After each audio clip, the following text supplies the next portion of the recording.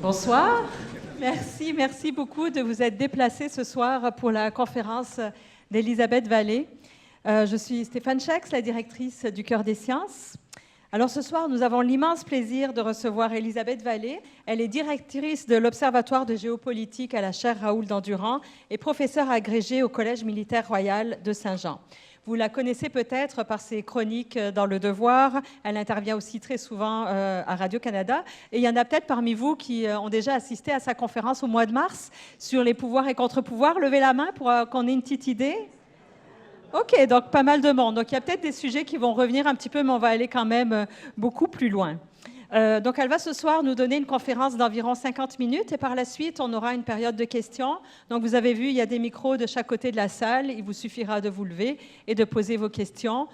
On est nombreux, encore plus que jamais, je vous demanderai d'être très concis et on prendra une question par personne. Si vous avez 2 questions, vous refaites la file d'attente. Vous avez vu aussi que la conférence est filmée. On filme juste la conférencière. Vous n'êtes pas filmé. Et pendant la période de questions, votre voix sera enregistrée. Mais si jamais ça pose problème, si vous n'êtes pas à l'aise avec ça, vous venez me voir. Moi, je serai vers la régie. Et puis, on pourra couper tout ça au montage. N'hésitez pas. Alors, avant de laisser la parole à Elisabeth, j'aimerais vous dire pourquoi cette soirée est particulièrement importante pour nous et pourquoi nous souhaitions absolument vous l'offrir à vous, notre public. Donc, nous sommes vraiment profondément touchés, très sincèrement, de votre présence ce soir, qui nous rappelle à toute l'équipe du Cœur des Sciences, avec grande force, la pertinence de notre mission. Notre mission au Cœur des Sciences, c'est de vous donner des clés de compréhension basées sur les recherches scientifiques. Nous sommes tous bombardés d'informations, et malgré notre vigilance, nous sommes aussi bombardés de désinformation. Et il est parfois difficile de prendre du recul. Ce soir, nous voulons vous offrir ce recul, vous aider à avoir une perspective plus large sur les agissements de notre voisin du Sud et sur leurs répercussions. Alors, je doute que les propos d'Elisabeth soient très rassurants ce soir, mais en comprenant mieux ce qui se passe, je suis convaincue que nous cédons moins à l'inquiétude et nous pouvons en parler mieux autour de nous. Nous pouvons relayer des informations justes, posées, nuancées. Je suis convaincue que nous avons besoin de cela pour résister à la peur et à l'inquiétude. Alors ce soir, tous ensemble, comme l'a dit Marc Carnet hier, nous enlevons l'affiche de la vitrine et puis nous résistons à la peur. Je vous souhaite une belle soirée.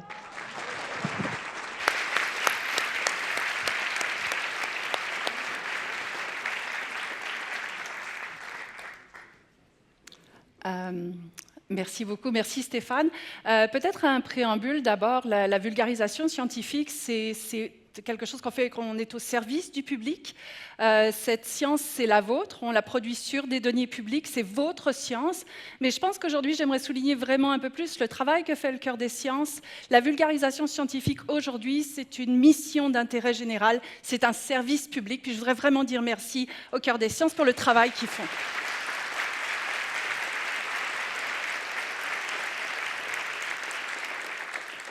J'aimerais vous remercier aussi, vous vous êtes déplacés, il fait froid, il fait noir, on est à 48 heures du Blue Monday, on devrait tous rouler en boule quelque part sous notre télévision ou loin de notre télévision. Et vous avez aussi pris le temps de poser des questions, on en a tenu compte, Stéphane et moi on est passé à travers l'intégralité de vos questions. Je vais essayer d'y répondre ce soir. S'il y en a auxquelles je ne réponds pas, c'est parce que je n'ai pas la réponse. Il y en a beaucoup, vous allez voir, où je n'ai pas une réponse précise. Mais on a vraiment travaillé fort toutes les deux pour essayer de faire un peu le tour de la question. Avant de commencer, j'aimerais aussi ajouter que je m'exprime en mon nom propre et non au nom de mon employeur. Tout ce que je vais dire ici pour être retenu contre moi et moi seule, je suis la seule à blâmer, c'était le préambule nécessaire. Comment est-ce que vous allez? Ouais. Alors, si vous avez un peu le sentiment qu'on serait bien mieux quelque part sur l'île de Pâques à siroter une sangria, vous avez raison, mais vous n'êtes pas seul. La bonne ou la mauvaise nouvelle, c'est que la Fédération des scientifiques atomiques est d'accord avec vous. Ils ont une horloge, l'horloge de l'Apocalypse. Alors, ce n'est pas quelque chose de nouveau, comme vous pouvez le voir. Elle court depuis 1947. En fait, ils mesurent la proximité qu'on a avec un danger substantiel. Ils appellent ça le Doomsday Clock, évidemment, en lien avec le risque nucléaire, avec le changement climatique, avec les technologies qui peuvent complètement, et on le voit en ce moment, complètement changer notre monde, la biosécurité. Donc, il y a beaucoup, beaucoup d'éléments comme ça qui nous amènent proche d'un point de rupture, on en est tous conscients. Et vous remarquerez qu'elle bouge. Donc, ça n'est pas quelque chose d'inéluctable. On est aujourd'hui à 89 secondes avant minuit, 89 secondes avant l'apocalypse, selon un index assez avancé qu'ils construisent. Ils vont la mettre à jour dans quelques jours, donc ça fait partie des choses, je vous en reparlerai, qu'on va surveiller.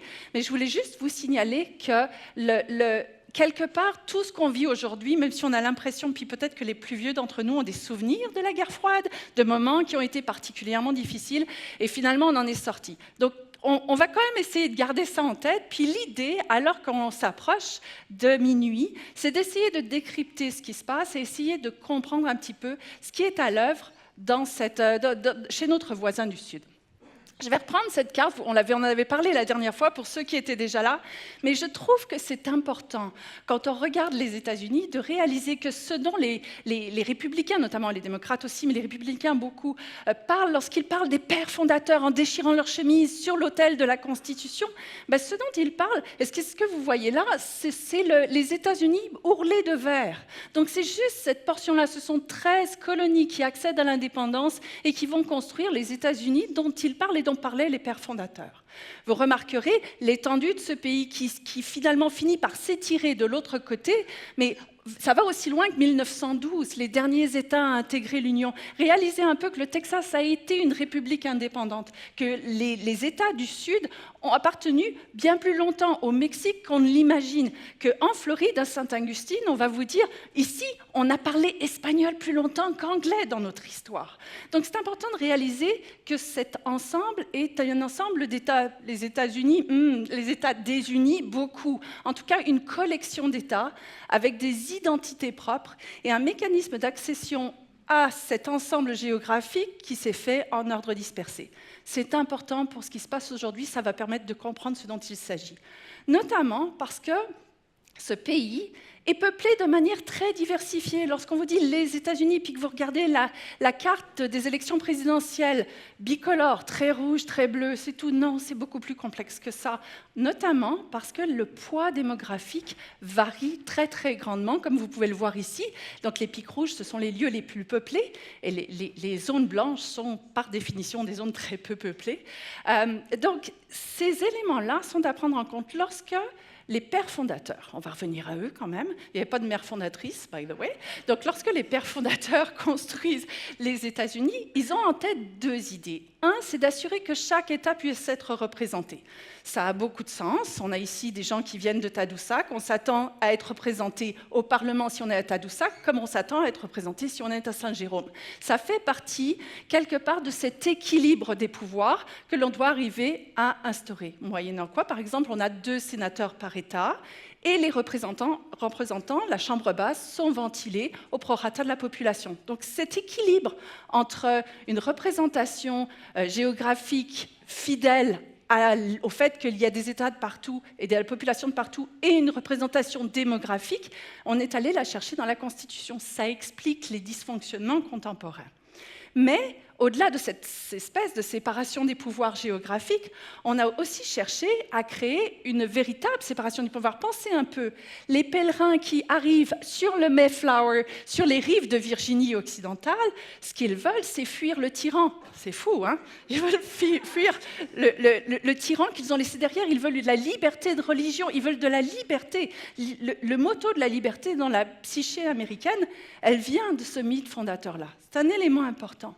Et pour arriver à essayer de fonctionner ensemble, ils vont d'abord s'agréger tous ensemble et dire on va créer un immense régime d'assemblée, on va se mettre en congrès continental, puis on va prendre des décisions tous ensemble. Il y a parmi nous des Ukamiens, vous le savez, dans les assemblées syndicales, ça peut durer longtemps pour qu'une assemblée prenne une décision. C'était la même chose avec le congrès continental. Donc ça, on est au tout début de la formation des États-Unis. À un moment donné, il y a quelqu'un qui dit « Écoutez, ça ne marche vraiment pas. Il faut qu'on change quelque chose. » assemblée constituante. On va se réunir à Philadelphie, c'est un peu le serment du jeu de paume US style, et là, on va décider de mettre en place une constitution. Qu'est-ce qu'on va mettre comme exécutif? Est-ce qu'on met un directoire? Est-ce qu'on met un comité? Puis il y en a un qui dit à un moment donné, on pourrait peut-être avoir un président. Puis là, tout le monde fait, oh non. Après, il y a risque que ça soit un roi. Il dit, oui, mais un tout petit président qui ne tiendrait pas de place. Et le premier article de la Constitution, c'est le Congrès. C'est ça le plus important, c'est la représentation du peuple, c'est ce que sont les États-Unis. Puis, article 2, tout petit article, le président, qui pendant tout le 19e siècle est comme une espèce de note de bas de page infrapaginale. Vraiment, rien du tout. Le président est même au point où, j'ai oublié le nom de celui-là, mais à un moment donné reçoit l'information comme quoi il est élu, et ça lui est envoyé en port dû. Donc c'est lui qui doit payer le timbre. Il regarde ça, il fait « je ne paye pas le timbre pour ça ». Renvoie la lettre, puis il dit « payez le timbre, puis j'ouvrirai l'enveloppe plus tard ». Donc c'est vraiment quelque chose qui ne compte pas tant que ça, c'est une fonction honorifique pendant longtemps. Mais les choses vont basculer. Mais l'idée à la base, qui est intrinsèque à la Constitution, ce n'est pas la séparation des pouvoirs. Oui, on distingue les pouvoirs, mais l'idée, c'est l'idée de Montesquieu. C'est l'idée que le pouvoir arrête le pouvoir. Donc, c'est vraiment cette tension-là où on se dit, si le président et le Congrès poussent l'un contre l'autre, on va atteindre un point d'équilibre. En théorie, ça fonctionne bien. Ça a fonctionné pendant longtemps. Ça a fonctionné même après la Première Guerre mondiale. Ça a fonctionné jusqu'à la Deuxième Guerre mondiale, avec des points de bascule. C'est un pendule, hein, la Constitution américaine. Un peu plus de présidents, un peu plus de congrès. Au XIXe siècle, on a peur du gouvernement congressionnel. On repart dans l'autre sens, on a peur du gouvernement présidentiel.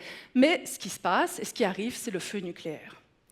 À partir du moment où on se retrouve avec un président, enfin, la faculté de pouvoir déclencher le feu nucléaire, la faculté de pouvoir envoyer des bombes, la faculté de pouvoir envoyer des missiles, la faculté de devoir décider si quelqu'un vous envoie un missile, ce que vous devez faire en réciprocité, en réponse à ça. Puis là, on s'entend qu'on n'a pas le temps de s'asseoir dans un congrès, comme dans une assemblée syndicale, puis dire « ouais, qu'est-ce qu'on fait? Quelle décision on prend ?» Non, on a 30 minutes. Donc tout d'un coup, il a fallu que ce pouvoir réside entre les mains d'un seul. Ce seul-là, c'était le président. Parce que dans le pouvoir arrête le pouvoir, l'idée de la Constitution, on avait pensé à tout, sauf au fait que les États-Unis auraient une politique étrangère active. Donc la politique étrangère était laissée au président, il irait honorer des chrysanthèmes quelque part à Paris, et c'était tout. Mais en lui donnant ce pouvoir et en ne le limitant pas tant, on a ouvert en fait la possibilité qu'il acquiert ce pouvoir et qu'il devienne, après le gouvernement congressionnel, qu'on parle de présidence impériale. Nixon, etc., toute cette histoire-là. Et là, les choses se replacent avec le War Powers Act. Après Nixon, le Congrès fait « Wow, man, t'es allé un peu trop loin ». Donc, retour du balancier, le War Powers Act. On essaye de limiter les pouvoirs du président. Arrive la fin de la guerre froide. Ils vivent dans le plus meilleur pays au monde.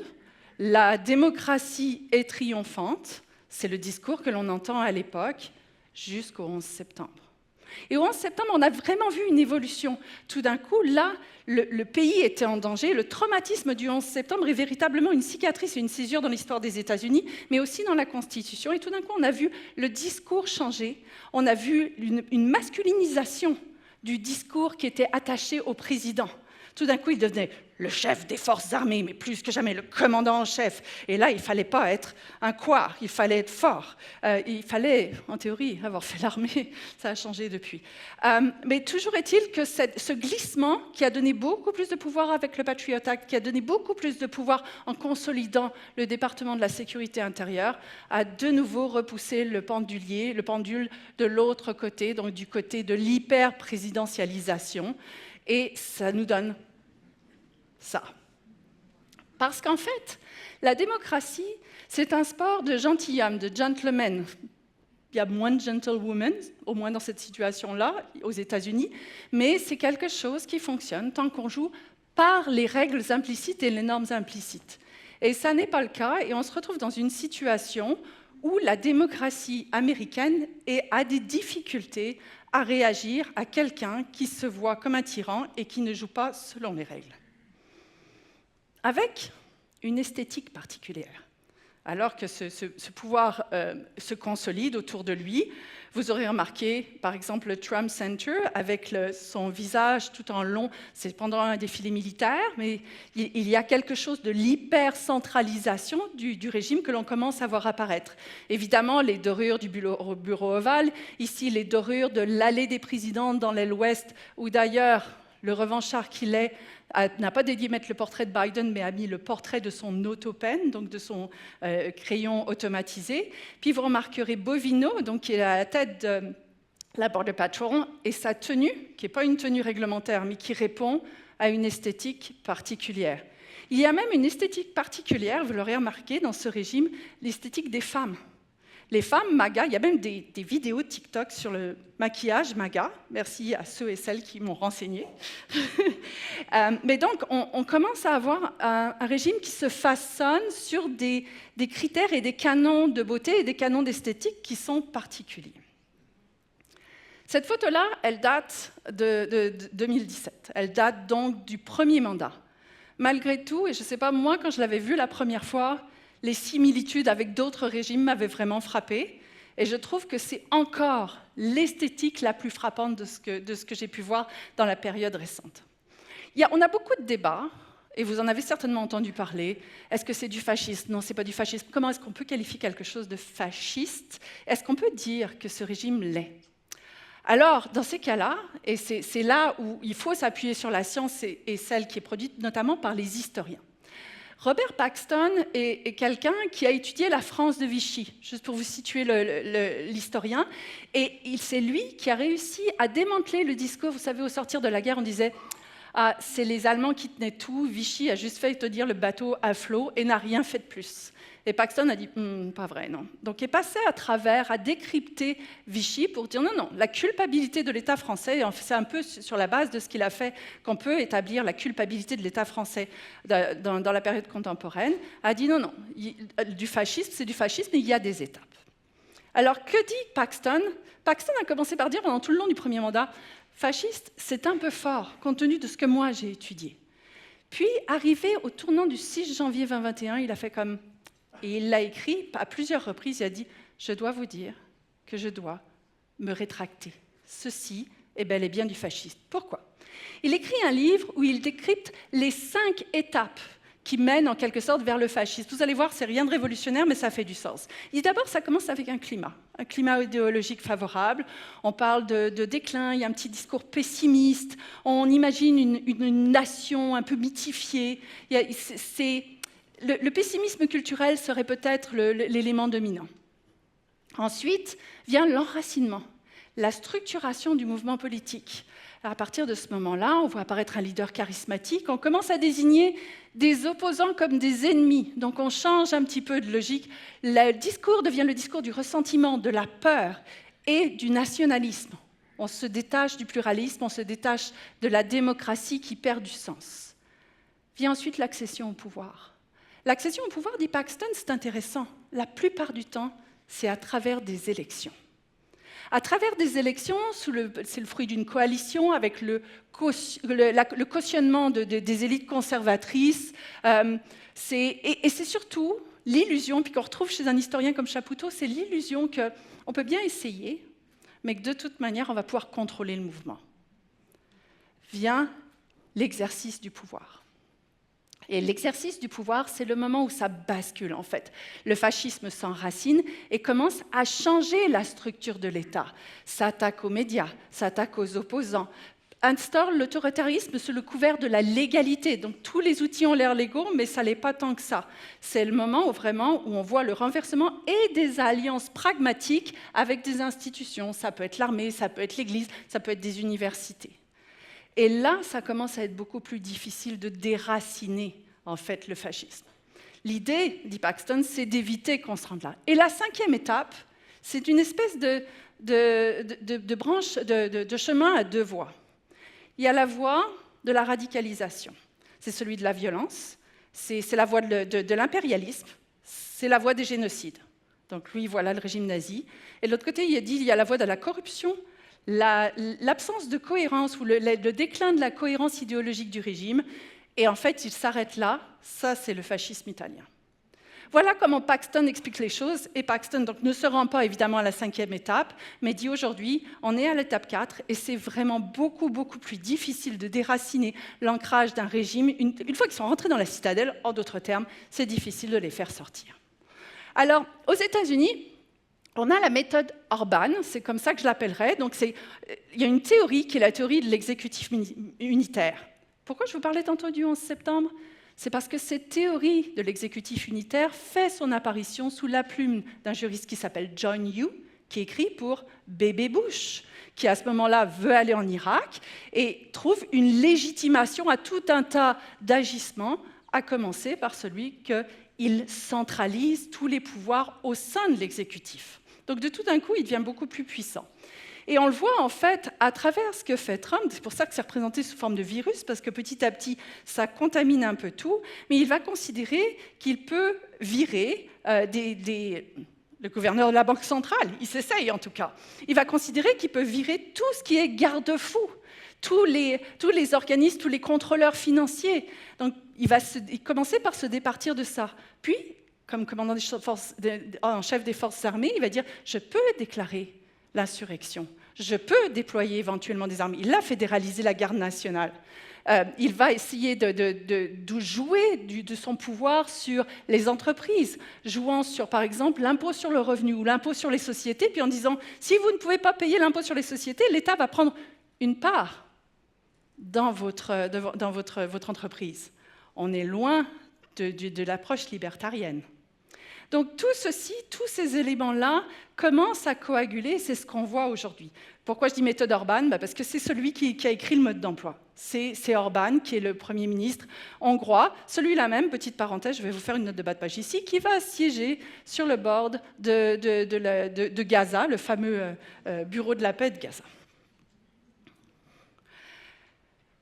Là où on voit une accélération vraiment récente, je dirais dans les dernières semaines, mois, peut-être depuis septembre. On parle beaucoup de ICE, je vais revenir sur ICE, donc qui est ce service d'immigration qui fait littéralement des rafles à travers les États-Unis. ICE se dote aujourd'hui d'outils informatiques, d'outils qui vont lui permettre non seulement de collecter toutes les données qui existent, donc le fameux Dodge qui a en fait ouvert les vannes d'un certain nombre de ministères et de données personnelles des gens. Ça donne accès à ce genre de données et c'est agrégé avec l'intelligence artificielle. Réfléchissez un peu. Si la SAC, c'est possible, votre banque, votre CLSC, votre université, si vous y êtes, votre employeur, si toutes ces données-là sont libres et sont fédérées en un seul point, premier niveau, je rajoute une strate avec un autre logiciel. Si je peux géolocaliser votre trace, c'est-à-dire pas en temps réel, mais je peux voir où vous vous rendez. Si vous utilisez Google Maps, vous aurez remarqué que très rapidement, Google Maps, si vous l'utilisez sur votre téléphone, c'est où vous dormez. Et il vous dit « Ah, ça, je pense que c'est ton domicile ». Ce genre de choses. Donc, quand toutes ces données sont agrégées, qu'on rajoute par là-dessus peut-être les demandes que vous faites pour de l'aide sociale, quand on rajoute par là-dessus l'endroit où vont vos enfants à l'école, on rajoute toutes ces strates et on finit par faire un fichier sur vous. C'est ce que ICE cherche à obtenir.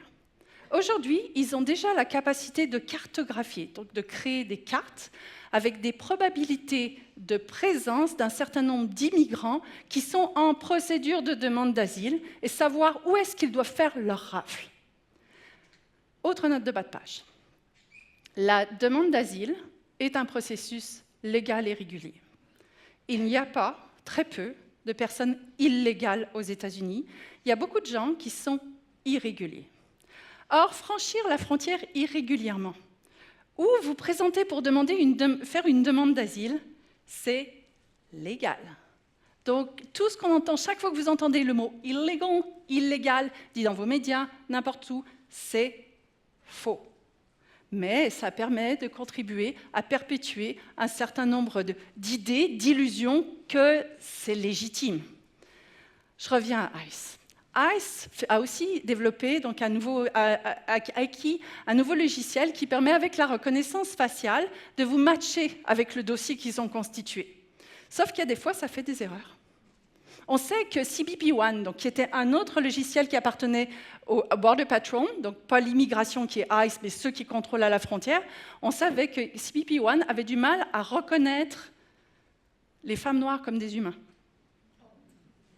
Et avait du mal à distinguer les personnes noires des autres. Pourquoi? Parce que l'intelligence artificielle, qui est ce qu'on utilise, c'est garbage in, garbage out. Donc si on fait rentrer tout un tas de données, mais qui sont des données pourries, ou qui ne sont que des données liées à des blancs, de l'autre côté, l'ordinateur se dit « t'es pas blanc, t'es louche ». Et ça correspond aussi à ce qui est à l'intérieur de cette vision de ICE. Deux autres choses. D'une part, nous avons des entreprises ici qui n'ont aucun problème à collaborer avec ICE. Hootsuite, à Vancouver, envisage de collaborer pour agréger justement un peu plus de données de réseau social pour pouvoir dépister les gens, d'une part. On a aussi des entreprises de sécurité qui ont tout à fait choisi de contribuer à garder le fameux Alcatraz des alligators et veiller sur des gens qui étaient incarcérés sans raison. Enfin, il faut aussi savoir que l'administration Trump a demandé récemment, comme vous pouvez le voir en haut, aux membres du département de l'agriculture d'enquêter sur les chercheurs étrangers, ça concerne certains d'entre nous, avec lesquels ils travaillent. La dernière fois que j'ai entendu une histoire comme ça, où on demandait à des gens d'enquêter sur les étrangers qui étaient dans leur entourage, avec lesquels ils travaillaient, c'était Evgeny Storm. Vous le regarderez, il a fait un entretien avec le New Yorker. Evgeny était un gay russe que le GRU est venu voir chez lui un jour à Saint-Pétersbourg et lui a dit « On veut enquêter sur les gens qui travaillaient avec toi, les étrangers. » Evgeny, il savait. Il est rentré, il a pris son sac, il a embrassé son chum. Il est parti à Dublin, parce que c'était le seul endroit où il devait être accueilli. Il a été incarcéré, on était en février 2020. Il est resté incarcéré pour 1 an. Toujours est-il que cette idée de renseigner sur les étrangers, à partir du moment où l'étranger devient suspect dans une démocratie, c'est qu'on est sorti du cadre habituel. La mise en scène de la violence, vous l'avez vu, partout aux États-Unis, ça fait partie du show. Que ce soit la garde nationale qui est présente vers le monument, autour du monument Lincoln. Vous savez, ce monument où Lincoln domine le monde, ce monument qui a été tellement important pendant la guerre du Vietnam, c'est au pied de ce monument que Nixon, un soir, est venu s'asseoir pour parler aux étudiants. Ça n'a jamais été un symbole de guerre. Mais là, c'est devenu un symbole de violence, d'occupation. Pourquoi? On veut banaliser le fait que la force armée est dans les rues. La banalisation de la violence, la mise en scène de la violence, c'est aussi Christine Home qui va se promener soit avec son chapeau de cow-boy, soit avec des beaux habits devant des gens qui sont incarcérés dans des conditions invraisemblables à Sicotte, en Amérique centrale. C'est cet homme que vous voyez en haut, qu'on a sorti à Minneapolis il y a 1 semaine, en bobette de chez lui dans la neige, parce qu'on pensait que peut-être... mais on s'était trompé en fait. Et on l'a redompé chez lui, 1 jour plus tard, sans excuse, sans rien. C'est cette femme, Gabriela Ortiz, qui aujourd'hui va être déportée par ICE en Colombie alors qu'elle est enceinte de 8 mois et qu'elle a des soucis de santé très importants. C'est ça, aujourd'hui, ICE. Ça n'est pas rien. Mais vous allez avoir des gens ici et là qui vont vous dire « Oui, mais moi je suis allée aux États-Unis et j'ai rien vu. » Eh oui, parce que c'est des cibles choisies. Minneapolis, Chicago, Los Angeles, Ville Bleue. On veut casser ceux qui ne rentrent pas dans le rang. Le contrôle des corps est un autre élément de ce qui est en train de se passer.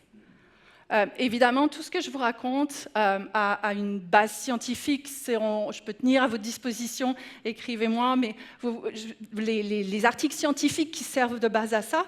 Et puis, renote de bas de page. Quand j'écris mes articles du Devoir, juste pour vous dire, quand j'écris mes articles, il y a des notes de bas de page dans mes articles. Vous ne les voyez pas, mais tout est documenté, ce qui fait que le Devoir peut vous revenir en disant « Oui, ça, on a la référence scientifique exacte ». Je trouve que c'est important. Le contrôle des corps passe par le contrôle des personnes trans. On l'a vu, la guerre contre les personnes trans, 0,1% de la population est instrumentalisée pour faire peur aux 50% de républicains, et plus encore. Le contrôle des corps, c'est le contrôle des corps gays. Là, je vais y venir tantôt, mais je voudrais commencer par le contrôle du corps des femmes. Le contrôle du corps des femmes, on l'a vu. Avec le renversement de Roe versus Wade, tout d'un coup est tombé un paravent, un contrefort. La minute où le contrefort est tombé, donc cette décision de la Cour suprême qui donnait accès aux femmes, en fait, qui leur donnait l'autonomie de prendre une décision pour leur corps, c'était ça. Et à partir du moment où on a retiré ça, tout d'un coup, sont ressorties de la naphtaline, des boulamites, les vieilles lois qui n'avaient jamais été cancellées, se sont ajoutées d'autres lois. Et ce que vous voyez là en rouge clair et foncé, ce sont les États qui aujourd'hui limitent l'accès à l'avortement. Ils le limitent tant et si bien qu'il y a des États où on ne peut pas avoir accès à l'avortement. Il le limite tant et si bien que dans d'autres États, on peut être poursuivi parce qu'on a participé, amené quelqu'un à une clinique pour un rendez-vous qui mènerait éventuellement à un avortement. Au Texas, votre conjoint, mesdames, peut vous dénoncer. Mais il peut aussi être responsable si vous y avez amené. Votre chauffeur de taxi peut être responsable. Ça a mené à une femme, que vous voyez là-dessous, une femme qui s'est rendue, qui voulait son bébé. Et quand elle est arrivée pour un contrôle médical, son cœur battait à 192. C'était anormal. Elle aurait dû être traitée. En fait, il y avait une possibilité, il y avait un mécanisme. Mais la gynécologue a eu peur de la traiter parce que si jamais l'embryon était mort, elle aurait été condamnée. Donc le médecin ne l'a pas traitée, ni son médecin de famille, ni le cardiologue qu'elle a vu. Elle est morte. Et en fait, ce qu'on a vu avec la fin de Roe versus Wade et l'entrée de ces lois à partir de 2025 qui sont entrées à pleine vague, c'est l'augmentation du nombre de femmes qui meurent de septicémie en lien avec ça. Que le fœtus soit vivant ou pas, parce qu'on ne les traite plus, parce que c'est devenu dangereux. C'est quelque chose qu'on n'aurait pas imaginé quelques années avant ça. Le contrôle des corps, c'est aussi le contrôle donc, des corps gays, pas uniquement des corps de femmes, ça va vraiment ensemble, et des corps trans. Et ce que vous voyez, donc, le Mandate for Leadership, c'est le projet 2025. On en a beaucoup parlé avant. Trump a beaucoup dit qu'il ne s'identifiait pas à ça. Il a appliqué 90% du projet 2025. À gauche? Oui, à gauche, c'est votre gauche, oui. Saving America by Saving the Family. Allez voir ça, ça vient de sortir, c'est tout chaud, janvier 2026. C'est la vision que la Heritage Foundation met en place pour la famille. Une famille, c'est un homme et une femme. Une famille, c'est un homme et une femme qui ne divorcent pas. On peut juste divorcer s'il y a une faute. Adultère, violence conjugale. C'est tout. Quittez votre mari parce que il ronfle. Salut chérie.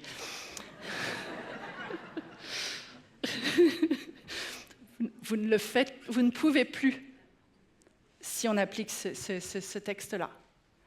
C'est un changement. On commence à attacher les femmes, on commence à expliquer que les parents doivent être élevés par leurs... que les enfants, oui, les parents doivent être élevés par leurs enfants, mais que les enfants doivent être élevés par leurs parents biologiques. Lisez ce rapport, il fait 90 pages. Mais je vous le dis, en vérité, il y a quelque chose qui est en train de changer aux États-Unis.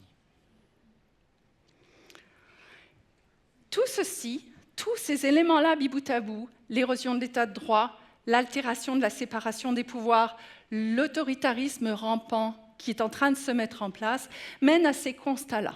Ce que vous voyez en haut, c'est les gens qui soutiennent la violence politique. Vous remarquerez quand même que depuis 2021, on a une courbe qui avait un peu baissé jusqu'en 2024, donc ça correspond grosso modo à l'époque Biden, et on est de nouveau en train de remonter. C'est quelque chose, si on voyait sur le plus long terme, on verrait vraiment qu'il y a eu une croissance avec la pandémie de cette adhésion à l'idée que la violence politique peut-être est justifiée. Et ceci a un impact sur la nature même, l'évolution de la démocratie. Le Center for Systemic Peace, donc il faut juste savoir qu'en début d'année, en général, d'ici quelques semaines, on a un certain nombre d'organismes qui vont évaluer, qui ont des index très très complexes, qui agrègent les données pour essayer de situer le poids des démocraties, comment se situent les démocraties les unes aux autres, j'ai un scoop pour vous, on n'est pas dans les 5 premières. Les 5 premières, c'est les pays scandinaves, évidemment, Suède, Finlande, Norvège, Danemark, etc. On n'est pas là, on n'est pas loin, mais on n'est pas là. Les États-Unis, eux, sont en train de descendre vraiment rapidement. Mais dans la dernière évaluation qui a été faite par Freedom House, par Videm, etc., ils étaient encore considérés comme une démocratie, parfois une démocratie hybride, donc plus orbanesque qu'américaine. Mais le Center for Systemic Peace, lui, l'an passé, après avoir sorti son rapport sur 2024, a dit « on ne peut pas s'arrêter là, il faut qu'on le dise, en fait ». Et ils l'expliquent, ils disent que ça n'est plus considéré comme une démocratie, point. Là, on regarde le Century Foundation, qui là aussi a essayé de mettre à jour ces données très très récemment, qui dit on a pris un tournant autoritaire, point, aussi. Alors, ça, c'est un élément. Maintenant, si on va, donc on a regardé l'intérieur, on a fait la radioscopie de l'intérieur, on va regarder vers l'extérieur. Vous avez vu qu'en fin d'année 2025 est sorti un document de sécurité stratégique, le fameux National Security Strategy Document, que les États-Unis ont publié. Là, tout d'un coup, on a découvert qu'on venait de changer de monde.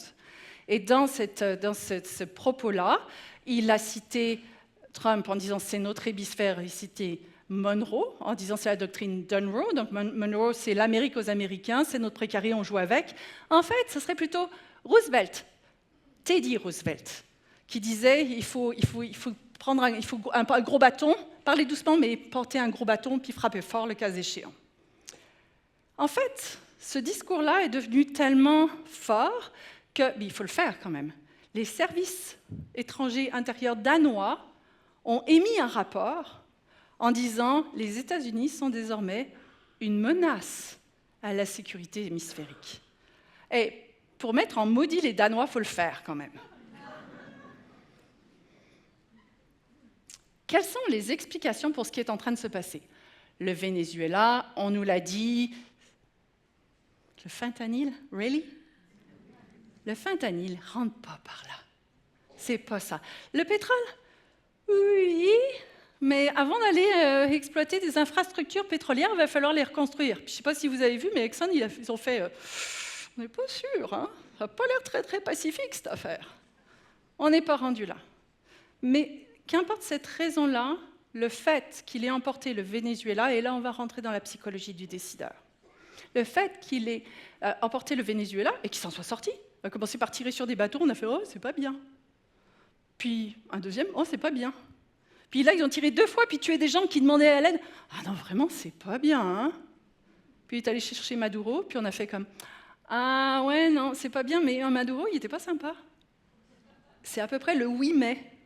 Le oui, mais, cette posture-là explique qu'aujourd'hui, il regarde vers le nord. Pourquoi s'arrêter? Alors, c'est intéressant. On a la théorie des mauvais voisins. Sommes-nous des mauvais voisins? Vous allez beaucoup l'entendre. On va l'entendre, on va rentrer en élection, on a déjà de nos dirigeants qui l'ont dit, on est des mauvais voisins à différents endroits. D'ailleurs, c'est partagé. On devrait renforcer notre frontière, on devrait même construire un mur à notre frontière. Ça, c'est pour empêcher les réfugiés de rentrer. La théorie des mauvais voisins, elle ne fonctionne pas. On a tous vécu à côté de bons et de mauvais voisins. Si on a un bon voisin qui ne fait pas de bruit, puis qui de temps en temps ramène votre colis sur votre paillasson, puis qu'on se dit bonjour, puis qu'on se parle, on est content. On préfère celui-là à celui qui fait le party toute la nuit. On est le genre de voisin qui amène le colis sur le paillasson. Et c'est pas pire, parce que quand on commence à regarder le globe, imaginez un peu. On regarde le globe, on le fait tourner un tout petit peu. Qu'est-ce qu'on a de l'autre côté de l'océan Arctique? La Russie. C'est peut-être mieux de nous avoir comme amis et volontaires pour donner un coup de main, que de nous avoir comme acquis, mais plutôt récalcitrants, et regardant vers la Chine, par exemple. Donc la théorie des mauvais voisins, ça ne fonctionne pas. Je dirais que ça fonctionne encore moins pour les Danois. Les Danois, au prorata de leur population, ont laissé plus de soldats sur le champ de bataille en Afghanistan pour les Américains que la plupart des autres, et les Américains et les Canadiens. Il faut quand même le savoir. Les Danois, eux, ils ont dit nuque et la base de Tulé, allez-y, installez-vous. Les Américains ont dit un peu trop d'argent, pas besoin de dépenser, Groenland pas sûr. Donc en fait, non. Et si aujourd'hui les Américains disent on va aller se réinstaller, on pense que c'est important, les Danois vont faire OK. D'ailleurs, les Danois, quand les Chinois ont cherché à acquérir les métaux rares et à investir, les Groenlandais ont dit, les Américains ont dit aux Groenlandais, ah non, là les Chinois, là ici, non, c'est pas fort. Les Groenlandais ont fait, ok, on va leur dire que c'est pas possible. C'est des bons voisins. Moi je dis, la théorie des mauvais voisins, j'y crois pas. Il y a une autre théorie, c'est la théorie de l'ignorance géographique. La grosse île que vous voyez là, en haut, c'est le Groenland, mais avec la projection de Mercator. La projection de Mercator, c'est quelque chose d'extraordinaire. Hein. Prenez une mandarine, imaginez-moi, je dépiote une mandarine, je la mets à plat, ça ne fait pas un rectangle. Pour faire un rectangle, je suis obligée de l'étirer, c'est ça la projection. En étirant, Mercator, il a un peu étiré le Groenland. Mais si vous regardez bien la taille du Groenland, la taille réelle, en bleu foncé, c'est ça. Sauf que si vous êtes Trump, on vous a toujours montré une projection de Mercator, puis on n'allait certainement pas vous mêler en vous montrant une autre projection. Donc ça pourrait expliquer, puis c'est pas ma théorie, en fait, c'est la théorie de la première ministre danoise, qui a dit, je pense que comme c'est pas super articulé, Anne Applebaum aussi dit la même chose, elle a dit que comme c'est pas super articulé du départ, on pense quand même que le premier argument, ça a été « oh, ça ferait un gros pays ». Donc ça pourrait être ça la raison. La théorie de l'ignorance géographique, elle est pas mal. Mais il y en a d'autres. Et puis regardez, quand on regarde fondamentalement la structure de l'océan, on voit que le problème des Russes et des Chinois qui pourraient se balader autour du Groenland, oui, il y en a. Mais il y en a aussi vraiment un gros tapon du côté de l'Alaska.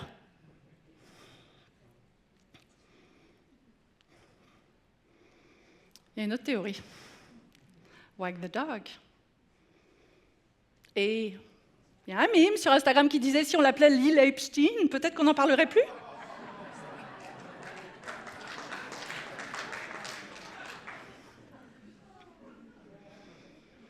Il y a une autre théorie. Au fond, Trump, c'est un mafieux. On parle de diplomatie de la canonnière, on devrait peut-être parler de capitalisme de la canonnière. L'idée, c'est cette mafia. C'est une politique, c'est une diplomatie de l'extorsion. Vous l'avez entendu aujourd'hui, vous l'avez entendu dans les semaines passées. Et si vous regardez ce qui se passe avec le Gaza Peace Board, où on a beaucoup parlé de cet organisme, donc on a une espèce d'organisme de paix qui, lui, a pour vocation, clairement, de remplacer les Nations Unies. Il a dit, on laisse tomber les institutions, venez avec nous, ça va être mon board que je dirige, moi tout seul, j'ai un droit de veto, j'invite qui je veux, payez de l'argent si vous voulez venir.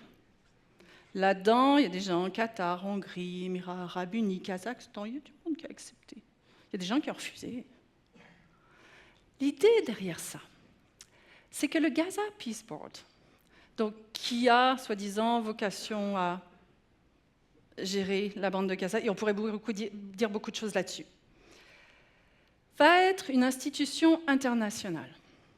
Cette institution internationale, là où elle va être, va bénéficier d'une immunité. Si on lit le contenu de la charte, il est souvent mentionné qu'il y aurait des comptes bancaires. Logique.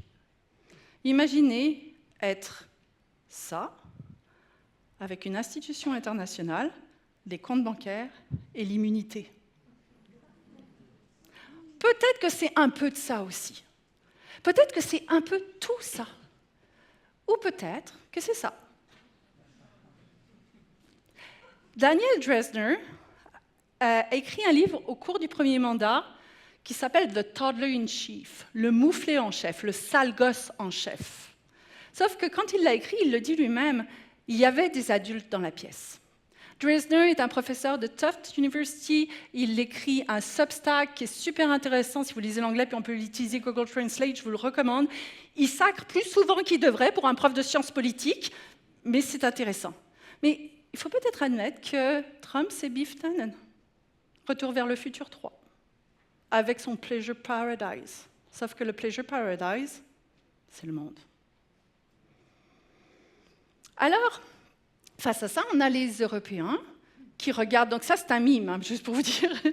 C'est un mime qui a été publié par la Maison-Blanche, qui montre l'intégralité de l'Amérique du Nord, le Groenland et le Canada comme étant américains, avec autour de lui les leaders européens qui discutent. C'est ça, sa vision du monde. Alors, les Européens, on va voir comment ils vont réagir après le discours de notre Premier ministre, qui, soit dit en passant, il l'a écrit lui-même, on va le reconnaître, était quand même pas pire. J'aime beaucoup l'idée de dire qu'il vaut mieux être à la table que sur le menu. Comment est-ce que les leaders européens vont réagir? Et avant qu'on leur saute à la gorge, en disant qu'on les trouve trop mous, ce qui est possible, trop lents, ce qui va être certain, parce que l'Union européenne, c'est une espèce de grosse patente à gaz à 25, où on a Orban en plein milieu, accessoirement, mais où on a aussi du mal à s'entendre, globalement. Il faut réaliser que les Européens font face à un problème de taille. C'est un super gros marché, ils peuvent survivre sans... Enfin, dans des périodes économiques un peu plus houleuses. Je penserais même qu'ils ont un peu plus de résilience que les Nord-Américains. Le côté système D, que moi je vois beaucoup en Europe, je le vois un peu moins ici. Il y a quand même un peu plus de résilience, peut-être parce que les vents ont parfois soufflé plus fort, ou peut-être que je me leurre, puis on va découvrir que ce n'est pas du tout ça. Toujours est-il que les Européens vont traîner les pieds. Pourquoi? Parce que les Européens dépendent de la défense américaine. Comme nous. Mais ils ont catché l'affaire, ils ont compris que ça n'allait pas marcher comme ça. Donc ils se sont donné un programme pour, si vous voulez, imaginer les États-Unis retirent leurs billes, ça crée un vide. Donc ils ont le programme en place pour remplir le vide de la défense. Sauf que ce programme-là, il va être effectif dans 5 ans.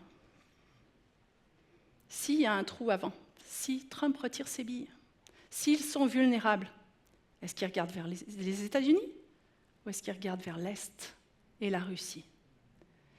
Il faut réaliser qu'aux portes de l'Europe, il y a un prédateur qui a déjà attaqué une partie d'un territoire qui ne fait pas partie de l'OTAN, mais il y a un prédateur qui a les yeux sur les États baltes, qui déteste ce que représente le libéralisme et la démocratie. Il le dit, je n'ai rien inventé. Il faut réaliser ça pour comprendre que ça va être difficile de jouer dans le même orchestre symphonique.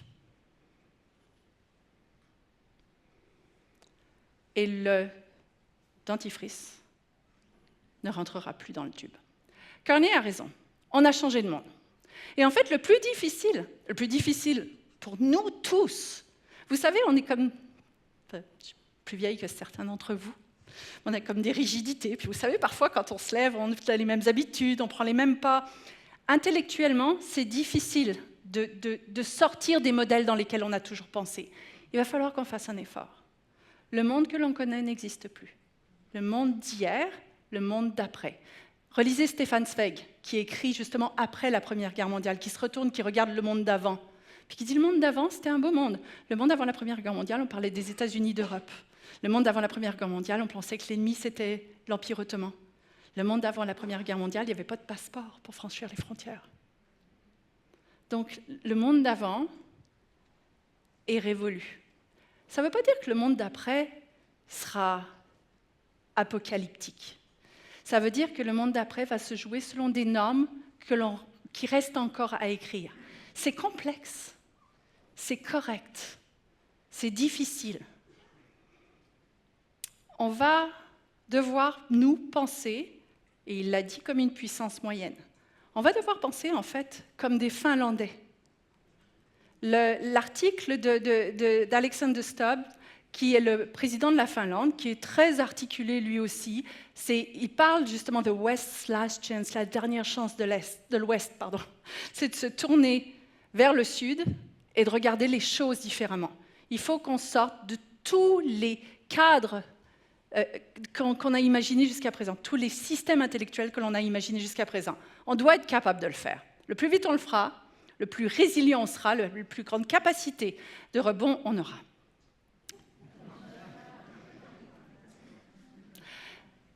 Et oui, pendant ce temps-là, vous avez remarqué qu'on n'entend pas parler Poutine. Il a disparu. Il n'y a plus rien. Lui, il attend.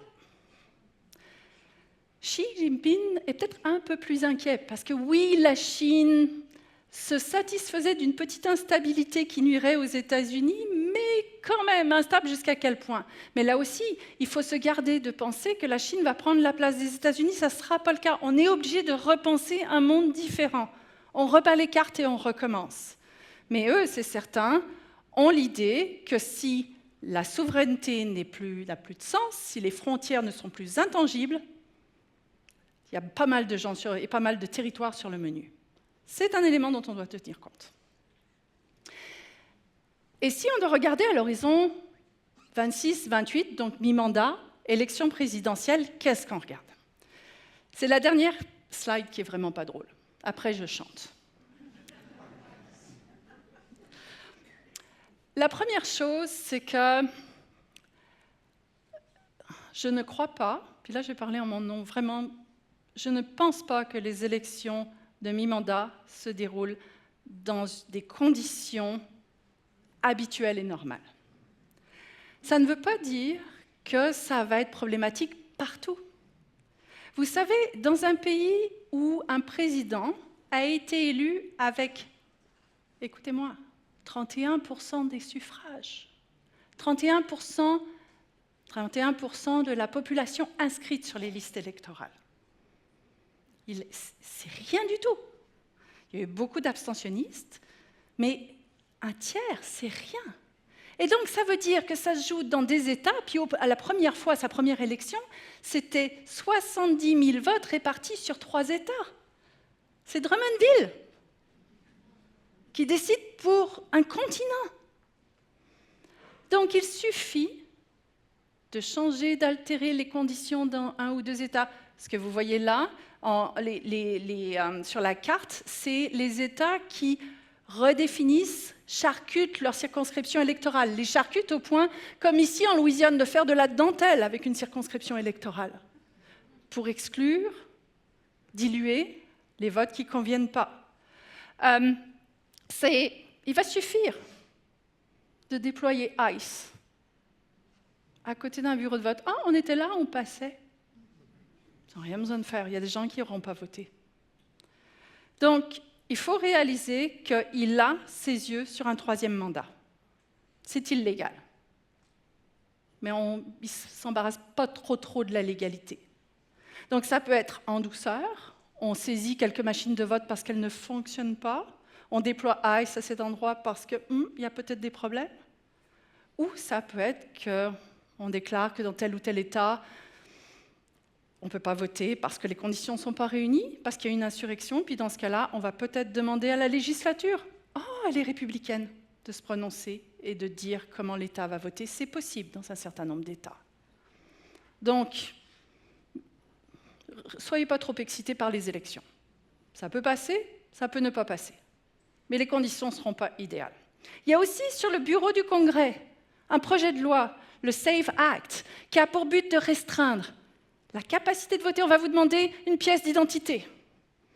Oui, mais si vous êtes une mère monoparentale noire, qui travaille 3 jobs, qui ne conduit pas, vous n'avez pas de pièce d'identité avec photo. Vous avez une pièce d'identité, mais pas avec photo. Si en plus, on vous demande, avec le SAVE Act, votre certificat de naissance, c'est que vous êtes marié, mais vous n'avez plus le nom qui est sur le certificat de naissance. Ma bonne dame, vous ne pouvez pas voter. Donc tous ces éléments-là, ce n'est pas encore adopté, mais c'est ce qu'on entend. Les éléments sont multiples. Mais voilà. Trump, les MAGA, ça n'est pas les États-Unis. Il y a ben du beau monde de l'autre côté de la frontière. Il y a des gens qui résistent. Il y a des gens qui nous écrivent, il y a des gens qui sont désespérés, il y a des gens qui sont dans les rues. En fait, il n'y a jamais eu autant de personnes dans les rues, regardez mon truc de gauche, que pendant cette administration-là. La première courbe en rouge foncé, c'est les manifestations, le nombre de manifestations aux États-Unis depuis le début du mandat. Ils sont dans les rues, les Américains. Ils y sont vraiment, puis ça peut être pour plein de raisons. No Kings, anti-ICE, pro-Palestine, on s'en fout. Ils sont dans les rues, ils ne sont pas d'accord avec ce qui se passe. Ils vont envoyer des pilules d'avortement, les 2 pilules nécessaires par la poste. Ils vont poursuivre le gouvernement, beaucoup. Ils ont voté aux élections scolaires. L'entrée des MAGA, elle s'est faite par les élections scolaires. N'oubliez pas de voter à vos élections scolaires. Rentre par les élections scolaires. Les démocrates ont fait OK, on va faire la même chose. On va rentrer par là, la porte en arrière.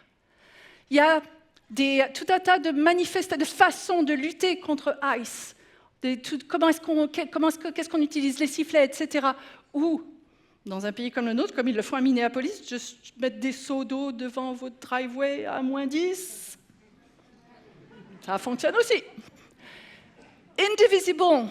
C'est une association en ligne qui essaye de former les gens, qui essaye de leur expliquer comment est-ce qu'on lutte, comment est-ce qu'on s'organise, qu'il faut être pacifique. Et on l'a vu à Minneapolis, le maire demandait plein de fois, soyez pacifiques, ne leur donnez pas l'excuse de déployer l'armée.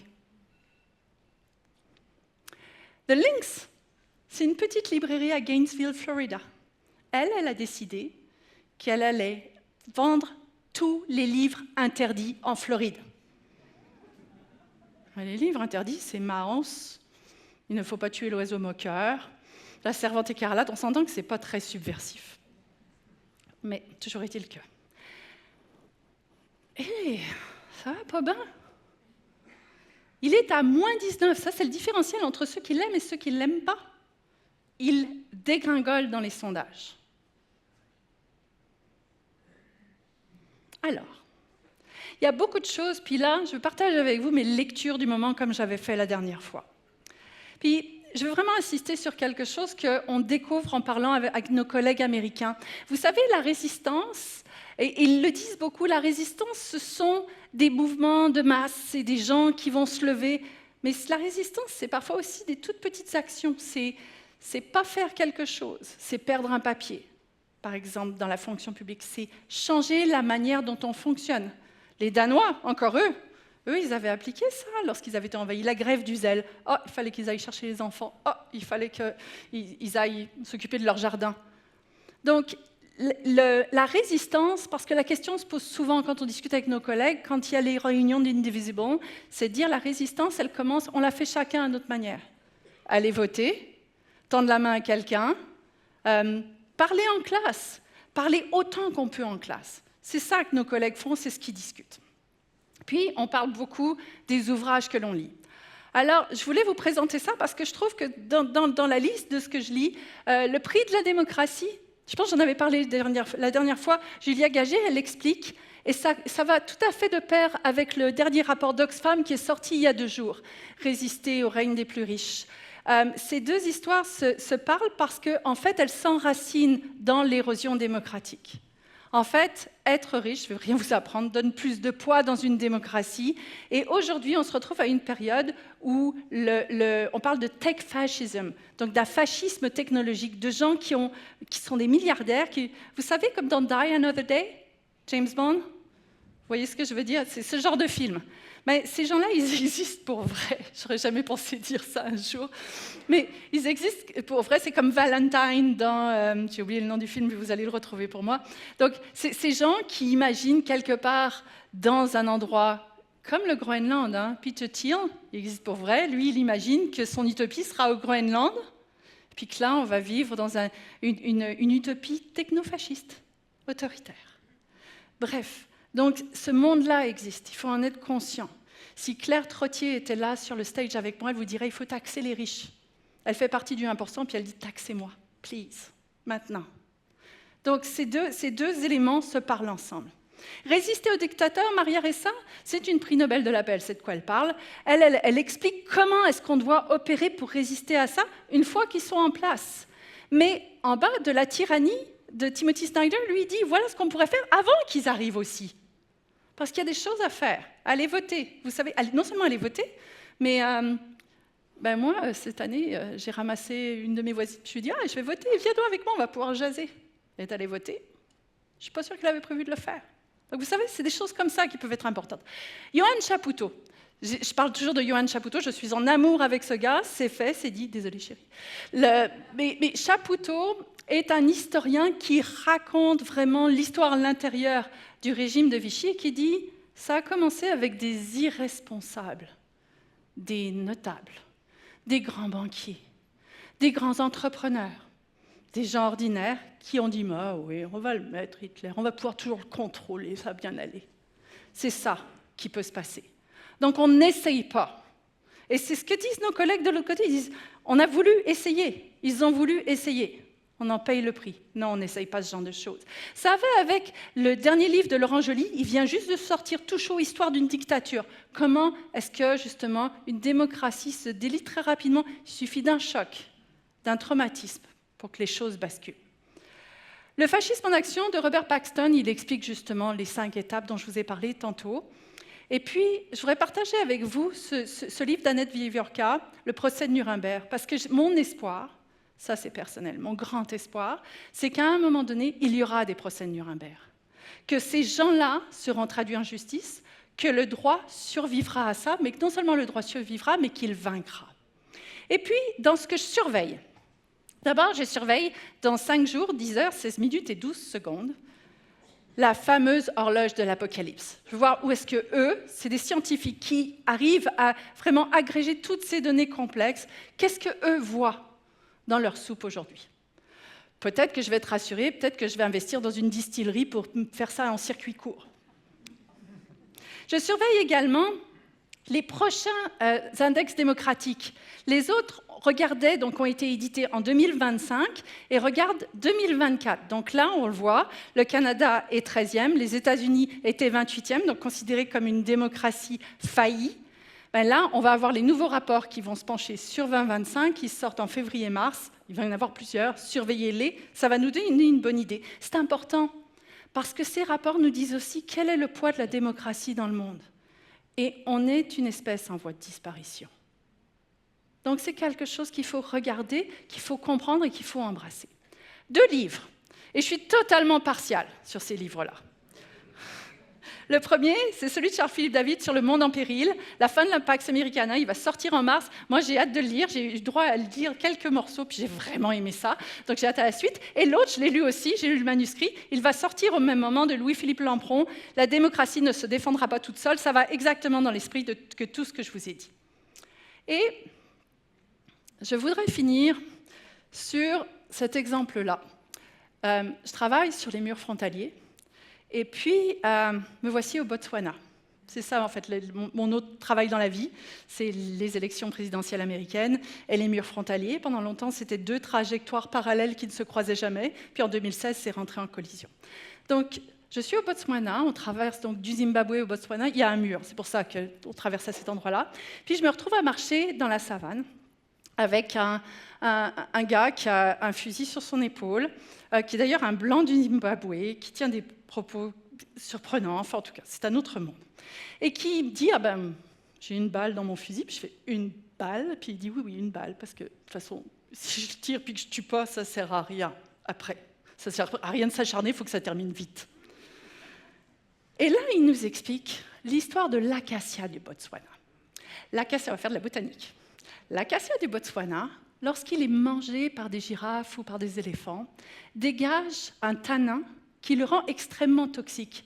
Donc au bout de 5 minutes d'être mâchouillé, il devient toxique et en fait il tue ses prédateurs. Mais non seulement il fait ça, mais en même temps il dégage de l'éthylène et avec le vent ça va être porté et ça informe d'autres arbres du danger qui arrive, qui eux se mettent à produire des tanins par anticipation. Alors, à défaut d'être à la table, on pourrait essayer de ne pas être sur le menu et on pourrait essayer d'être à la limite trop amer pour être mangé. Les Finlandais utilisent un terme pour ça, c'est sisu. Sisu, c'est cette résilience déterminée qu'on va toujours arriver à surmonter les obstacles. Merci.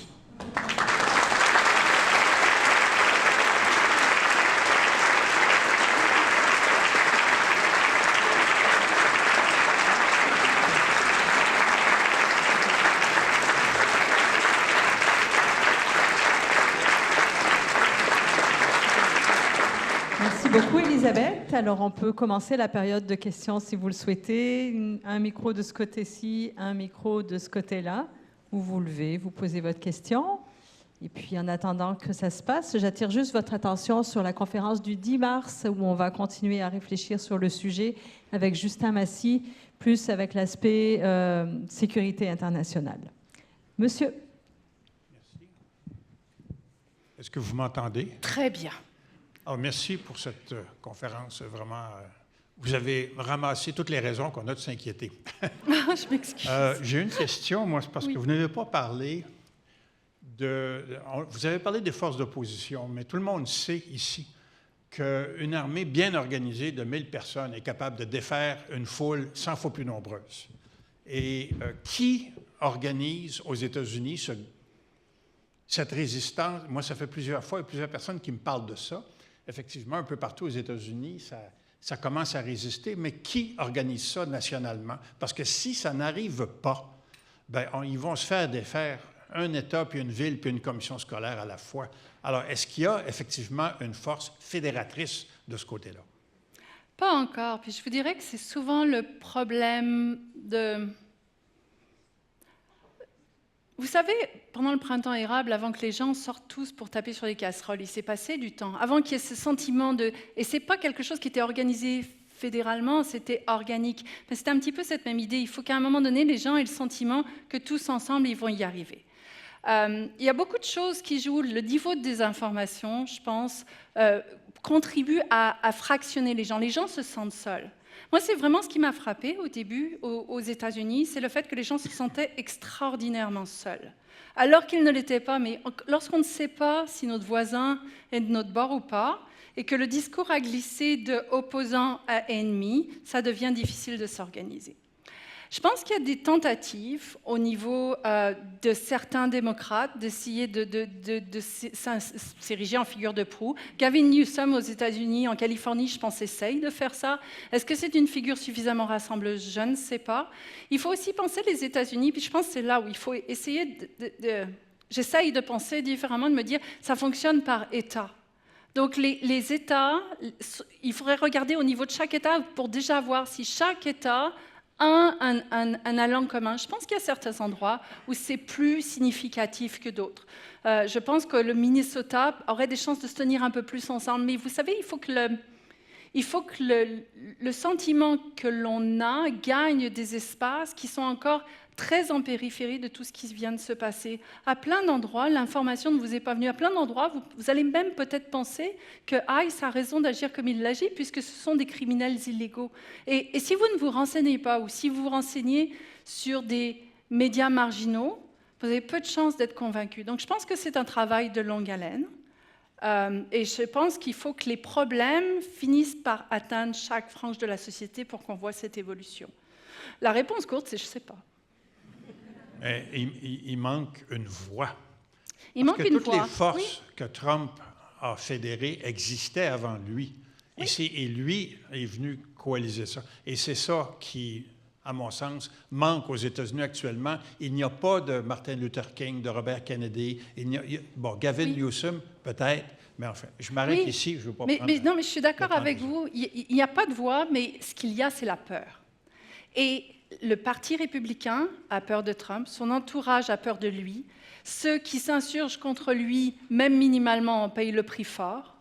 Donc, peut-être que le problème, ce n'est pas l'absence de leader, c'est celui qui est de l'autre côté. C'est ce qu'on sait. Merci. Je vous en prie. Bonsoir. Ma question, c'est est-ce que le suprémacisme blanc, le fascisme, ça fait partie de l'ADN des États-Unis? Ça a commencé par un génocide, l'esclavage, Ku Klux Klan, le First America Earth Committee, etc. Oui. Il y a beaucoup de... Oui. Il est très présent. Le suprémacisme blanc est extraordinairement présent. Oui, c'est quelque chose qui a toujours été là, très fortement. Quand on regarde les rassemblements nazis en 1938 aux États-Unis, les images sont frappantes de symbolique. Le racisme a toujours été présent. Le Ku Klux Klan patrouillait au Vermont. Vous savez qui y chassait? Les Canadiens français. Les francophones, tout à fait, les Canadiens français, tout à fait. Donc ce racisme-là a toujours été présent. L'idée que l'Amérique devait être blanche, anglo-saxonne, ça a toujours été le cas aussi. On a pu imaginer que le creuset, le fameux melting pot, allait finir par fonctionner, mais ce n'est pas le cas et le niveau de discrimination est très élevé. Et la preuve en est, en l'espèce, c'est que vous allez avoir, par exemple, moi j'ai trouvé que c'était le bout du bout, quand à Minneapolis, les policiers off-duty, donc qui étaient pas en service, disaient on se fait arrêter par ICE. C'est ça. Donc c'est sûr que si vous êtes quelqu'un de couleur dans le mauvais état, vous êtes mal barré. Mais cela dit, peut-être que si vous avez un accent et même si vous avez un passeport canadien, vous savez, ICE est déployé au Maine alors qu'on est en train de se parler, je ne suis pas sûre que j'irai me balader là. Parce qu'ils ramassent ce qu'ils veulent ramasser. Et surtout, peut-être une chose que je n'ai pas mentionnée à propos d'ICE qui est importante, c'est qu'on voit apparaître ici et là dans ICE des gens qui viennent de groupuscules d'extrême droite, qui se sont trouvés une vocation. Et puis, on voit surtout le fait qu'il n'y a pas d'entraînement, il n'y a pas de formation. Vous savez, être un policier ou être un militaire, ce n'est pas quelque chose qui s'improvise demain matin. Là. Je sais, j'enseigne dans un merveilleux collège militaire. Et on les entraîne fort. Et donc on ne peut pas vous donner une arme, des menottes et le mandat d'arrêter des illégaux et que ça se passe bien si vous n'avez pas eu cette formation. Donc, je pense que c'est cet ensemble d'éléments où on donne le pouvoir, on donne les clés de la maison à quelqu'un ou à des gens qui sont par définition suprémacistes. Ça ne veut pas dire que tous les Américains le sont. Vous savez, quand on va à la frontière ici, à la frontière avec le Vermont, la fois dernière, on avait eu quelqu'un qui était venu nous parler en disant « Mais tu sais, qu'est-ce qu'on peut faire? Nous, on fait partie de communautés. On a des communautés qui sont sur la ligne. » Si vous allez à Stansted aujourd'hui, donc qui est cette ville où on a le bonjour, où on a justement où on a cette bibliothèque sur la ligne, c'est une cicatrice, c'est un traumatisme ce qui est en train de se passer. On est en train de diviser des familles, on est en train de diviser du beau monde. Puis c'est quelque chose qu'on ne devrait pas perdre de vue. Puis je me souviens que vous aviez dit, qu'est-ce qu'on peut faire pour leur tendre la main, pour leur dire on est là, puis on croit en vous. Ça commence à être difficile alors qu'on se crispe sur nos positions nationalistes, mais peut-être que c'est ce qu'on devrait toujours garder en tête. C'est qu'au fond, c'est l'humanité qui compte. Ça a l'air cute, mais c'est ça. Merci. Bonsoir. Oui. La question que je me pose, c'est qu'est-ce qui se passe avec la Cour suprême? Elle a quand même des pouvoirs pour prendre des décisions. La Cour suprême? Oui, parce que vous n'en avez pas parlé du tout. C'est vrai, vous avez raison, merci. Et elle a des pouvoirs. Qu'est-ce que vous pensez qui va arriver dans le contexte actuel? Quel rôle elle va jouer? Quels sont ses pouvoirs? Parce qu'elle en a beaucoup. Et j'aimerais ça vous entendre là-dessus. J'ai une mauvaise nouvelle. Une partie des problèmes que l'on vit aujourd'hui sont dus à la Cour suprême. La Cour suprême, en fait, a basculé lorsque Trump a pu nommer plus de juges qui sont nommés à vie. Ils sont 9. Il y en a 3 qui sont plus du côté libéral.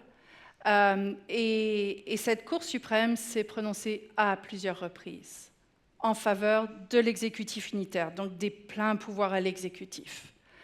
Peut-être que sa décision la pire, c'est celle qui garantit l'immunité du président, quoi qu'il fasse. Lui, pourquoi est-ce qu'il s'empêcherait d'agir? On lui a dit qu'il pouvait tout faire. Donc, la Cour suprême, en fait, est probablement... Non, pas probablement. Il y a 3 artisans de cette déchéance. Il y a ce président, puis si vous avez entendu son discours aujourd'hui, écoutez le discours si vous ne l'avez pas écouté, puis écoutez-le, prenez le temps d'essayer de suivre. Visiblement, c'est quelqu'un qui est hors de ses chaussettes. On a le Congrès, qui est tétanisé. Et ceux qui n'avaient pas peur sont partis, ont été poussés dehors. Les autres ont tous peur. Il y en a quelques-uns qui se démènent comme le diable dans l'eau bénite, mais c'est à peu près tout. Au Sénat, le Sénat, en fait, tue dans l'œuf certaines initiatives pour faire bouger les choses du côté démocrate. Il n'y a pas de volonté bipartisane. Et on a la Cour suprême qui dit « bah ouais, c'est pas si grave, mais oui, Roe versus Wade. » Les droits civiques. La Cour suprême va probablement a déjà invalidé des mesures qui étaient un héritage. Vous savez, Mississippi Burning, vous vous souvenez du film? Cet héritage-là, du moment où on a réussi à faire en sorte, à ouvrir un peu, les portes du vote à la communauté afro-américaine. Ben, on le sait qu'il y a un certain nombre d'États qui sont fondamentalement, ça répond à votre question, monsieur, fondamentalement racistes, qui ont mis en place des mesures, qui continuent à mettre en place des mesures de limitation. On met moins de dépôts de bureaux de dépôts de votation dans les quartiers noirs. On limite la possibilité, on les envoie voter vachement plus loin, donc il faut prendre 3 bus pour se rendre, des choses comme ça. Donc on le sait que ça, c'est des problèmes. Il y avait un article du Voting Rights Act qui faisait que le département de la justice pouvait aller voir puis dire ça ne marche pas. La Cour suprême a dit on n'a plus besoin, tout va bien. La Cour suprême est probablement l'outil, le seul qui aurait pu résister, et celui qui a baissé sa culotte. Tu as remarqué qu'au fur et à mesure que ça avance, je suis de moins en moins polie. Politiquement correcte. Bonjour. Moi, je m'interroge sur le silence des anciens présidents, qu'ils soient démocrates ou républicains. Il me semble qu'ils auraient une parole importante, mais ils ne disent rien. Pas tous. Il y en a certains, effectivement, qui disent rien. Je pense que Bush bébé est singulièrement silencieux. Je parle de W. J'aime mieux Bush bébé. Clinton a probablement les mains dans l'affaire Epstein, donc je serais lui. Ça nous laisse Obama. Et Obama parle. Obama est présent. Il est présent beaucoup sur les réseaux sociaux. Il s'adresse aux jeunes, il va dans des assemblées. Il est présent. Le problème avec ce président, puis je pense qu'il y a un terme à utiliser, c'est la revanche. C'est quelqu'un de revanchard, de rancunier. Je parle de Trump, hein, pas de Obama. Et le confronter directement, c'est un peu comme Godzilla, on le nourrit à chaque conflit. C'est ça. Donc je présume, mais je ne suis pas dans les chaussettes d'Obama, qu'il a plus intérêt à essayer de rallier petit morceau par petit morceau, parce qu'on va se le dire, ça ne viendra pas. Ce n'est pas un homme providentiel ou une femme providentielle. Il y a peu de chances que ce soit une femme providentielle, vu comme ils votent depuis quelque temps, mais qui tombe du haut puis qui vient les illuminer. Donc forcément, ça va être quelque chose qui vient du bas, qui est plus organique dans un sens. Et donc, c'est probablement ce qui est cultivé. C'est intéressant que vous disiez ça, parce que quand on se met à creuser, on le voit que le tissu social américain n'est pas inerte. Il n'est pas attentiste. Oui, il y a plein d'endroits où vous savez, c'est difficile. On a des collègues, j'ai une collègue qui est à Harvard en ce moment, qui est danoise, intéressant, qui a un contrat avec Harvard, qui doit se rendre là-bas, et qui me dit, si tu voyais comme cette bulle a changé, Harvard, c'est un peu comme McGill, c'est un campus fermé sur lui-même, on jase entre nous, on est des gens bien. Elle dit, là, ça a changé. Dans les cuisines, il n'y a plus que des blancs. Les gens de couleur, quels qu'ils soient, ont disparu. Elle dit, mais aux banques alimentaires, là où avant je voyais les migrants, là, il n'y a que des blancs. Puis elle dit, c'est des gens que je connais, c'est les gens qui gardent mon enfant à la garderie. Elle dit, il y a quelque chose qui est en train de se passer, il y a de l'anxiété. Elle disait, on faisait des conférences scientifiques, en sciences politiques, on était entre nous. Elle dit, là, le grand public veut venir. Les choses ont changé. Donc, les gens sont conscients. Je pense que c'est... J'ai une de mes collègues, Béatrice Richard, qui parle de sidération stratégique pour parler de comment les États se sont retrouvés, le syndrome de chevreuil dans les phares de la voiture. Ça existe à tous les niveaux. Hein. Au niveau des États, où tout le monde a fait comme... Puis, on redescend au niveau des acteurs, un peu. Et puis, au niveau individuel, vous savez, on a parfois envie de se mettre en petite boule puis d'attendre que ça passe. Ben, c'est ça. Donc, cette sidération stratégique, elle se démultiplie à tous les paliers. Ça va prendre un moment avant que ça se structure. Je vous dirais qu'il faut être patient. C'est là le sissou finlandais. Et il faut se dire, on s'arc-boute, et eux se le disent aussi, puis on va y arriver, ils vont arriver à structurer. Je dis on parce que je pense que les idées n'ont pas de frontières. Les vents, ces vents-là vont souffler sur nous d'une manière ou d'une autre, qu'ils soient sous la forme de bottes ou sous la forme de vote, mais on va le sentir passer. Donc, c'est ça, c'est le temps. Et puis, ces gens-là qui existent, non, il y a une résistance. Les politiciens sont présents, ils essayent. Mais c'est difficile de savoir quelle est la bonne manière d'agir avec quelqu'un comme Trump qui défie tous les cadres qu'on a imaginés jusqu'à présent. Allez-y. Merci. Bonsoir. Bonsoir. J'aimerais que vous élaboriez un peu sur les procès Nuremberg, parce que j'ai l'impression que tout ce monde-là patauge dans l'impunité totale.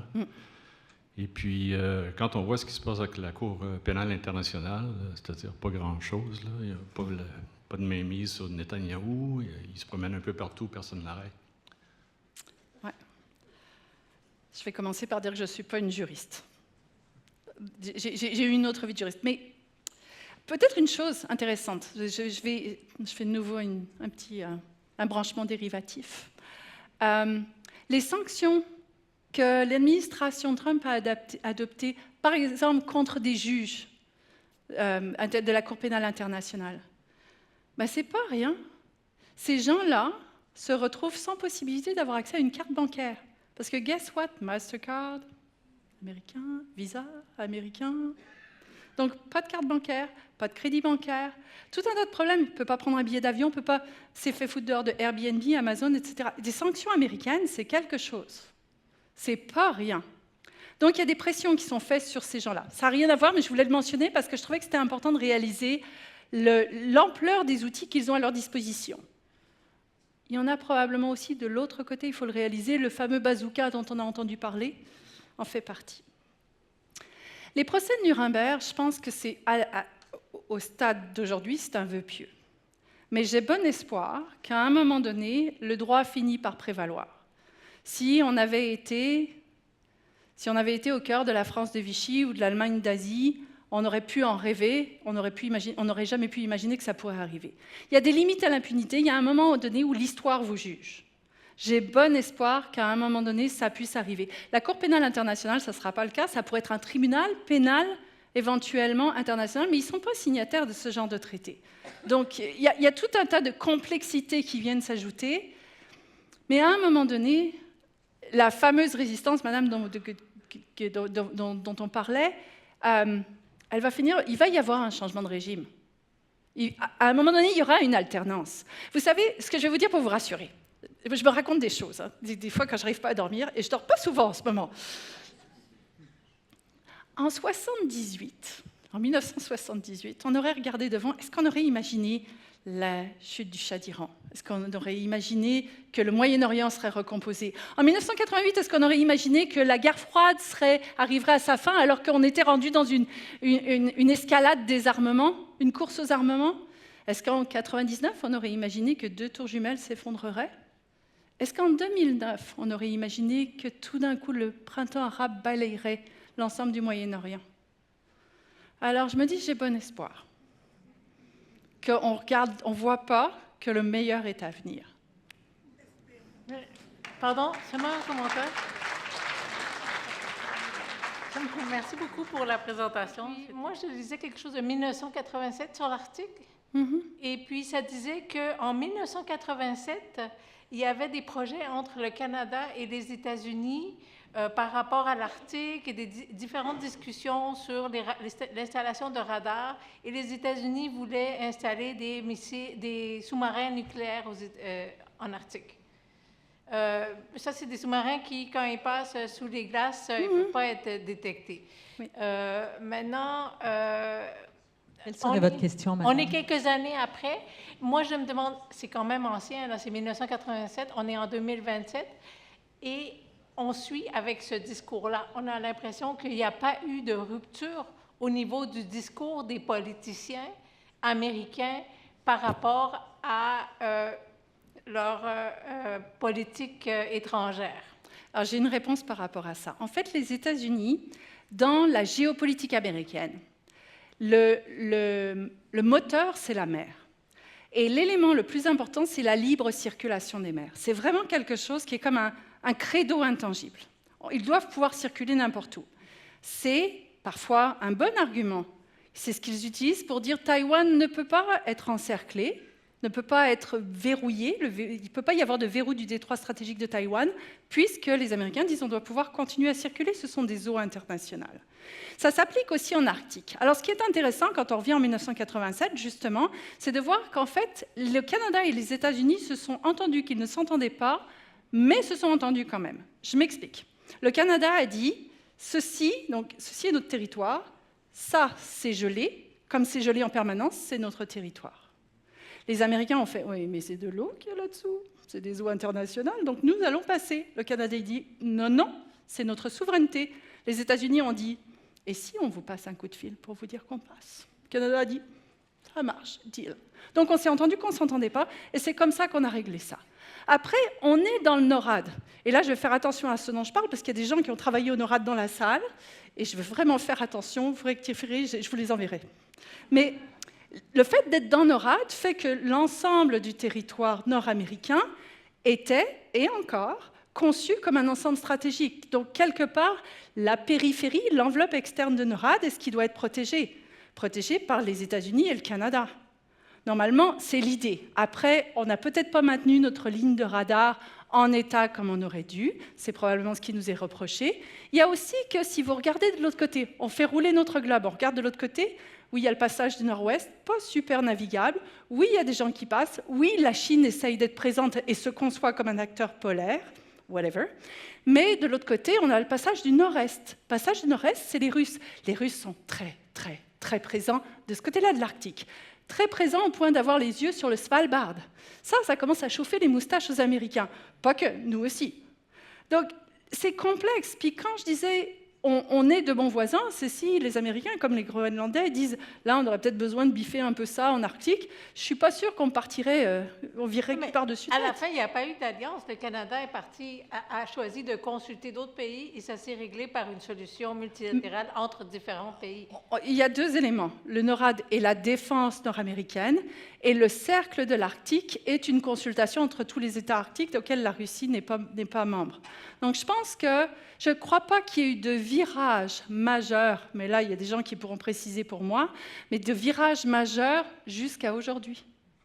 Et aujourd'hui c'est en train de changer, parce que là on ne veut pas être sur le menu et là le discours est différent. Je pense qu'il y avait une coopération de facto sur plein de plans en Arctique.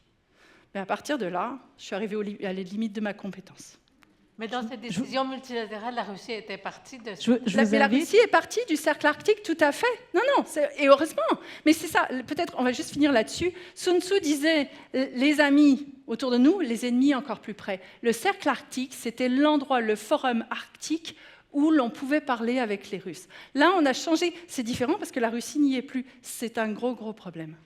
Je vous invite à réécouter la conférence qu'on a donnée ce printemps avec Frédéric Lasserre. Elle est disponible sur notre chaîne YouTube. C'est vraiment sur ces sujets-là, avec une belle perspective historique. Les choses ont changé un petit peu, mais c'est déjà une bonne base. Monsieur. Oui, j'aimerais vous entendre parler, si c'est possible, sur le Parti démocrate comme organisation politique. Qu'est-ce qui se passe? Sont-ils encore en état de choc ou quoi? On parlait de sidération stratégique, oui. C'est sûr qu'il y a encore... Oui, il y a encore ça. Puis il y a le fait qu'il faut quand même, encore une fois, imaginons, on rêve, que pour une raison ou une autre, Trump et Vance décident d'aller faire de l'apiculture au Kamtchatka. Il faut qu'on continue à jouer à travers les règles de l'État de droit, les règles démocratiques. On ne peut pas les détruire non plus. Donc on a un certain nombre... Il y a aussi une volonté de continuer à poursuivre l'entretien de ces règles démocratiques, en se disant on va pouvoir revenir à quelque chose qui sera imparfait, qui sera compliqué, etc. Mais si on pratique la politique de la terre brûlée, côté démocrate, qu'est-ce qui va rester? Est-ce qu'on va juste passer d'une dictature à une autre? Donc je pense qu'il y a ça. Le Parti démocrate, il y a vraiment des gens... Ocasio-Cortez, Bernie. Mais il y a d'autres personnes, on en entend, Pete Buttigieg, il y a plein de gens qu'on entend parler. Il y a des gens qui essayent de faire avancer des dossiers à la Chambre. Je pense que, comme je vous le disais plus tôt, la résistance, elle se fait de multiples manières. Je pense que le Parti démocrate, soyons honnêtes, une fois que j'ai dit tout ça, a du mal. Mais il a du mal parce qu'il ne convainc pas. Ça, je pense que c'est l'élément. Et puis, pour revenir à ce dont parlait Madame tantôt, il y a ce problème de la domination médiatique. C'est difficile de se faire une place quand on ouvre d'autres radios, y compris ici, Trump. On la ferme, Trump. On l'ouvre, Trump. Journal, Trump. Site web, Trump. La presse, Trump. Journal de Montréal, Trump. Trump. C'est difficile d'arriver à faire en sorte de reprendre le contrôle du narratif et de l'agenda. C'est un maître, c'est la seule chose, c'est une arme de distraction massive. ça le problème. Donc, je pense qu'il y a beaucoup de choses qu'on ne voit pas. Commencez à creuser, cherchez résistance aux États-Unis, puis vous allez voir qu'il y a tout un monde qui s'ouvre devant vous, d'activistes communautaires, d'élus locaux. Je pense que malheureusement, le Congrès étant aussi un parti mal aimé, ce n'est pas au niveau fédéral que ça va se passer. Encore une fois, là, ma première carte, regardez au niveau des États. C'est probablement là où il y a une chance qu'il y ait quelque chose qui bouge. Dernière question, monsieur. Oui, bonsoir. Bonsoir. Au Danemark, ces derniers temps, en particulier au Groenland, il y a une série de membres du Congrès qui sont allés visiter le Groenland. Oui. Est-ce qu'ils étaient composés de représentants, de sénateurs, les deux? Dans quelle mesure était-il représentatif du Congrès? Et dans quelle mesure pourrait-on penser qu'il est en train de se dessiner un contre-pouvoir de ce côté-là? Est-ce que je peux appeler un ami? Non, ils n'étaient pas représentatifs du Congrès, mais je pense qu'ils étaient représentatifs de plus que la moitié des Américains qui ne veulent pas aller en guerre au Danemark, au Groenland, qui ne veulent pas prendre le Groenland. Les Américains ne veulent pas de cette conquête-là. Donc, je ne sais pas s'ils représentaient le Congrès, ils étaient peu, mais je suis certaine qu'ils représentaient ces gens-là. Et l'idée de repartir en guerre est quelque chose qui ne va pas avec les États-Unis, point. Ils ne veulent plus de guerre éternelle, c'est ce sur quoi Trump a été élu. Après, la question qu'on doit se poser, c'est est-ce qu'il peut forcer le Groenland à rentrer dans le rang, comme il pourrait nous forcer, nous, il n'y a pas besoin de grand-chose, hein? Ou pas? Je ne le sais pas. La réponse, c'est que je ne le sais pas. Alors, merci beaucoup.